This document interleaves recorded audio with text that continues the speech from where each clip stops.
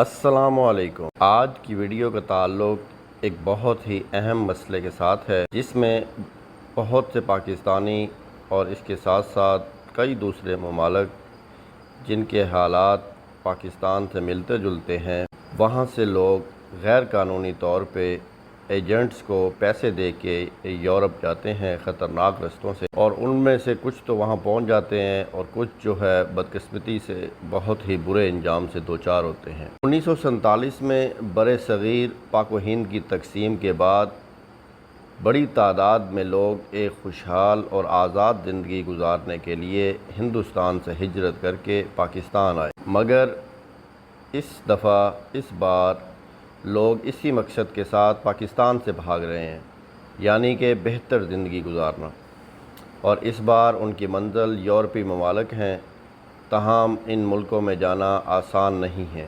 اس کی وجہ یہ ہے کہ قانونی ویزے کے حصول کے لیے بہت زیادہ رقم اور وقت درکار ہوتا ہے۔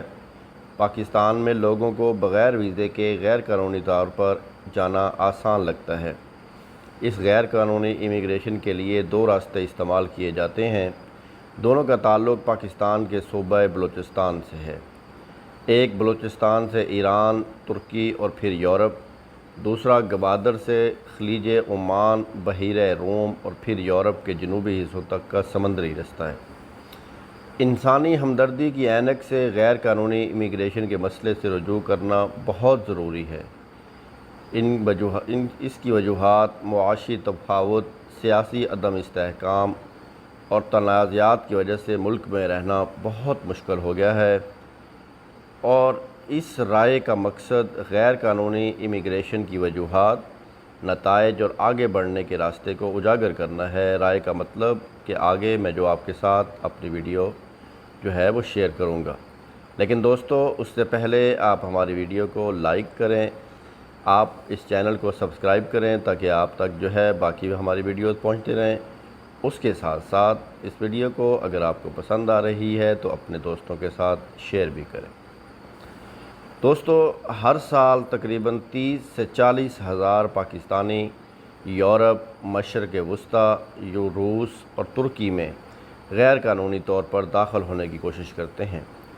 ملک کی بڑھتی ہوئی بے روزگاری کی شرح، کیریئر کے جو ہے وہ مواقع کی کمی، یعنی کہ کیریئر اپرچونٹیز بہت کم ہیں، اور اس کے ساتھ ساتھ جو مواقع موجود ہیں ان میں کم آمدنی کی وجہ سے لوگ زیادہ بہتر مالی مواقع کی تلاش میں پاکستان چھوڑ رہے ہیں۔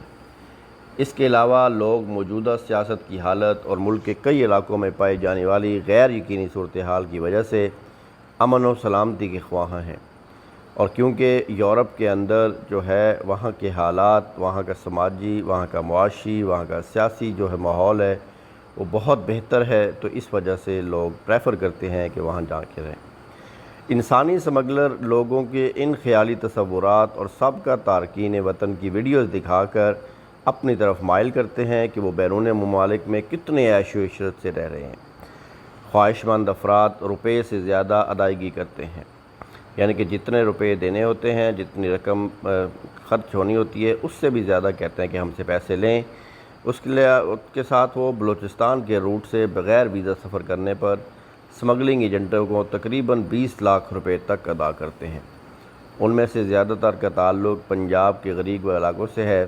افسوسناک بات یہ ہے کہ بہت سے پاکستانی ان خطرناک سفروں میں یا تو خوراک اور پناہ گاہ کی کمی کے نتیجے میں یا پھر سخت اور پہاڑی علاقوں میں 30 گھنٹے مسلسل بھاگنے کے نتیجے میں ہلاک ہو چکے ہیں۔ ڈائیو سے سفر کرتے ہوئے کم پیسے دینے والے بارڈر پولیس سے چھپنے کے لیے بس کے ٹول باکس میں بیٹھنے پر مجبور ہیں۔ 2D کاروں کے ذریعے 14 سے 19 افراد کو بلوچستان سے ایران بارڈر پر سمگل کیا جاتا ہے۔ سمگل شدہ تارکین وطن کے استحصال کا ہر وقت خطرہ موجود رہتا ہے، اور وہ ان کو ایسے گروہوں کا شکار بن سکتے ہیں جو لوگوں کو جبری مشقت، جنسی غلامی اور دیگر قسم کی غیر انسانی سرگرمیوں کے لیے وہاں سے پکڑ سکتے ہیں۔ اٹلی میں حالیہ کشتی حادثے میں 350 پاکستانی سفر کر رہے تھے، جن میں سے 300 ڈوب کر جاں بحق ہو گئے۔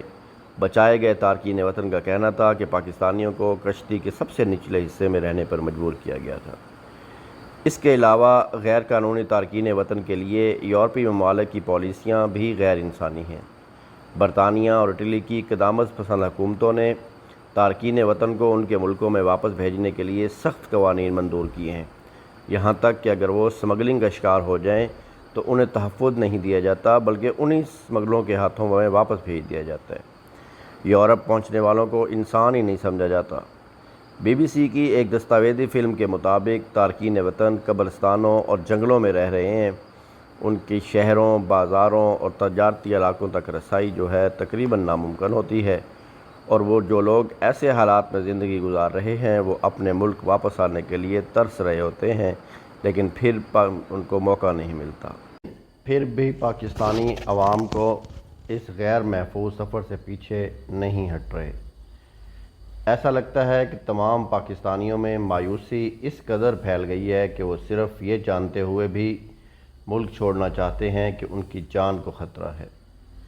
پاکستان سے یورپ انسانی اسمگلنگ ایک پیچیدہ مسئلہ ہے جس کے سنگین نتائج برآمد ہوتے ہیں۔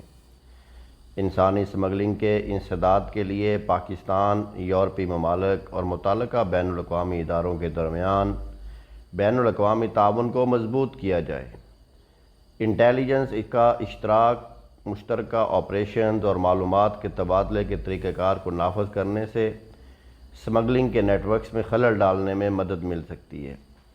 حکومتی اہلکاروں کے لیے مجرموں کو پکڑنا مشکل نہیں، کیونکہ جو تارکین وطن واپس آتے ہیں وہ اسمگلنگ کے نیٹ ورکس کی نشاندہی کر سکتے ہیں۔